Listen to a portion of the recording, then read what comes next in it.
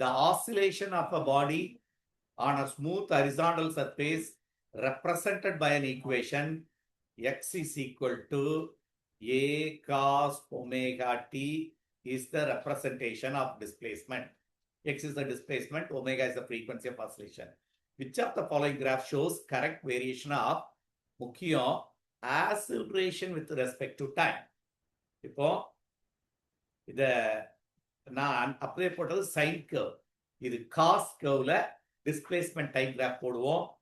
So ஜீரோவா இருக்கிறப்போ இது டைமுக்கும் ஆங்கிள் தான், angle zero, cos zero become 1 starting from plus ஏ.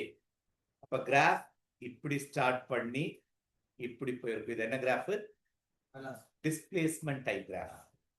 அடுத்த வெலாசிட்டிக்கு என்ன ஃபார்முலா இருந்திருக்கும் சொல்லு? Velocity equal to minus A omega sine omega T இருந்திருக்கும். இப்ப இதுக்கு அதே போல கிராஃப் போடு.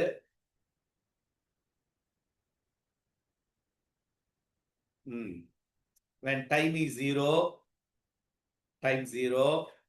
velocity will be minus a omega. Sin 0, 0. அப்ப graph will start from negative direction. நெகட்டிவ்ல போயிட்டு இருக்கு. அடுத்த 90 போட்டேன்னா 1 மைனஸ், அப்ப கிராஃப் இப்படி போய் இப்படி வரும். இது என்ன கிராஃப்? Velocity time graph. அடுத்தது ஆக்சிலரேஷன் டைம் கிராஃப். இதுலயே போடுறேன்.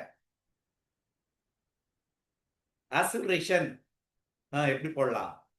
மைனஸ் ஒமேகா ஸ்கொயர்ட் எக்ஸ்ன்னு கூட போட்டலாம்ல. இதுல அப்படியே இருக்கும், தலைகீழா இருக்கும். அப்போ இதே கிராஃப் இன்வெர்டடா போட வேண்டியிருக்கும். எப்படி? எப்படி ஸ்டார்ட் ஆயிருக்கு. கிளியரா? அப்போ இதுல எது அந்த கிராஃபோட மேட்ச் ஆகுதுன்னு பார்த்தீங்கன்னா, இது வந்து டிஸ்பிளேஸ்மெண்ட் டைம் கிராஃப், இது தப்பு. இது வெலாசிட்டி டைம் கிராஃப், இதான் ஆக்சிலரேஷன் டைம் கிராஃப். இதான் கரெக்டான ஆன்சர். ஓகே, புரிஞ்சு செய்யறியா? ஃபாலோ பண்ண முடியுதா? அல்லன்னா இன்னொரு நீ போடு. இது என்ன வரும்? Minus omega squared into A cos omega T. Minus A omega squared starting from minus A omega square. இதான் கிராஃப். இது காஸ் கர்வ்னா இப்படி இருந்திருக்கும். இதே சைன் கர்வா இருந்தா வேற மாதிரி இருக்கும்.